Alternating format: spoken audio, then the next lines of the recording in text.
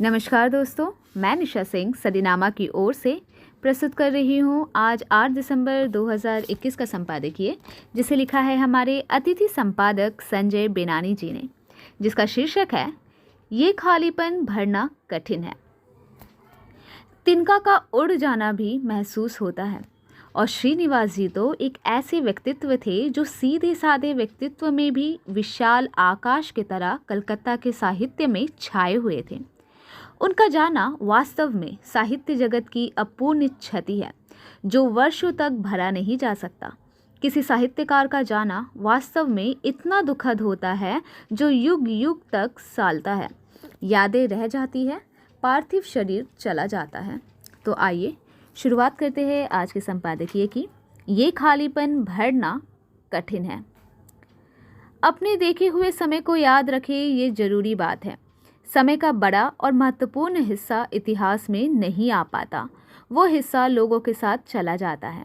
इतिहास के विद्यार्थी डॉक्टर हितेंद्र पटेल ने ये बात आचार्य श्रीनिवास शर्मा को याद करते हुए लिखी, और इसे पढ़ते हुए मुझे अनुभव हुआ कि कोलकाता के हिंदी साहित्य जगत को आने वाले दिनों में उनकी कमी खलेगी, क्योंकि यहाँ के हिंदी साहित्य में श्रीनिवास जी की तरह हर वयस और हर घेरे के लोगों पर मुस्कान बिखेरने वाला अब कोई नहीं रहा। वे अब कोलकाता के हिंदी साहित्य के इतिहास के 50 वर्षों से अधिक समय के साक्षी तो थे ही, उससे पहले के साहित्यकारों के अनुभवों को सुनने वाले कोश भी थे। उनके साथ ही कोलकाता के हिंदी साहित्य की शताधिक वर्षों की घटनाओं का इतिहास भी चला गया, जो उन्होंने अनलिखा छोड़ दिया था।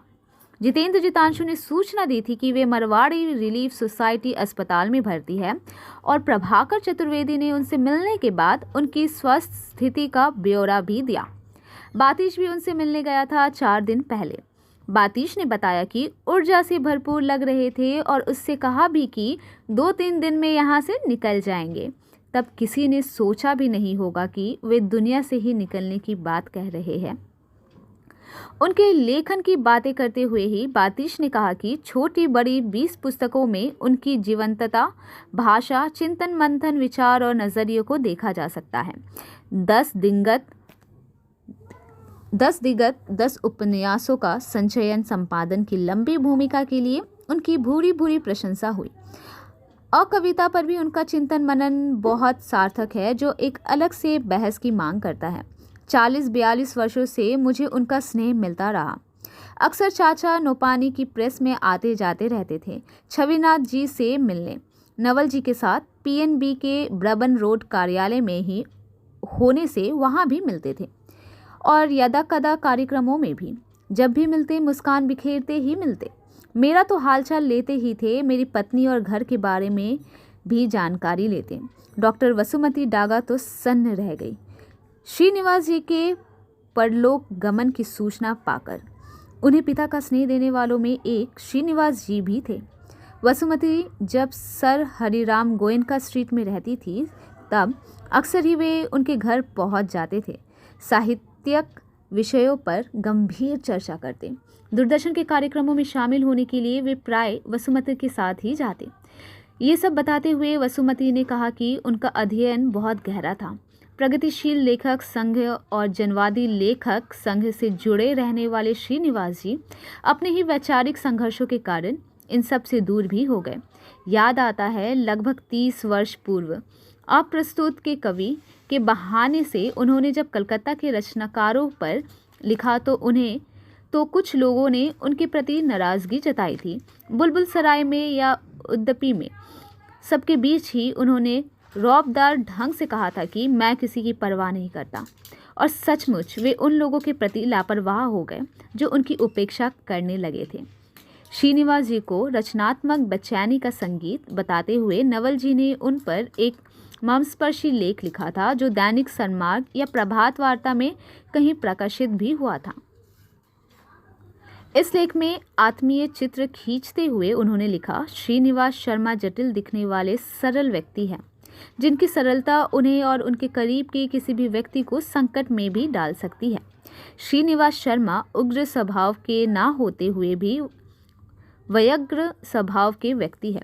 लेकिन कुछ करने की बेचैनी उन्हें यदाकदा परेशान करती है। वे मूलत डिसिप्लिन्ड कलाकार हैं। अगर वे आलोचना के क्षेत्र में नहीं होते तो यकीनन कविता लिखते। उनके मन के किसी कोने अंतरे में बैठा कवि उन्हें बेचैन किए रहता है। आलोचक की विशिष्ट भूमिका में भी वे साहित्यिक समाज में लोकप्रिय रहे। 37 वर्षों से दैनिक छपते छपते के वार्षिक अंकों के संपादक के रूप में उन्होंने देश भर के हिंदी साहित्य में अपनी एक अलग पहचान बनाई। आधुनिक परिवेश में मानव जीवन की आपाधापी, बाजारवाद और उपभोक्तावाद के बीच बढ़ती जा रही दौड़ के बीच पिस रहे मानवीय जीवन के मशीनीकरण, बढ़ती आर्थिक विषमताओं, राजनीतिक हस्तक्षेप, संवाद तथा संवेदनशीलता के स्तर पर, आपसी संबंधों में बढ़ती दूरियों पर, बढ़ती अपेक्षाओं से घटती आत्मीयता पर, दोहरी मानसिकता पर वे प्राय ही चिंता व्यक्त करते रहे। बनावटी और औपचारिक व्यवहार से उन्हें चिढ़ होती थी। ऐसे प्रिय बेलाग स्पष्टवादी श्रीनिवास जी के देहावसान से जो स्थान खाली हुआ है उसकी भरपाई निकट भविष्य में तो संभव नहीं है। तो दोस्तों, ये था हमारा संपादकीय हमारे अतिथि संपादक संजय बिनानी द्वारा। कल किसी और विषय के साथ हम वापस लौटेंगे। तब तक के लिए नमस्कार।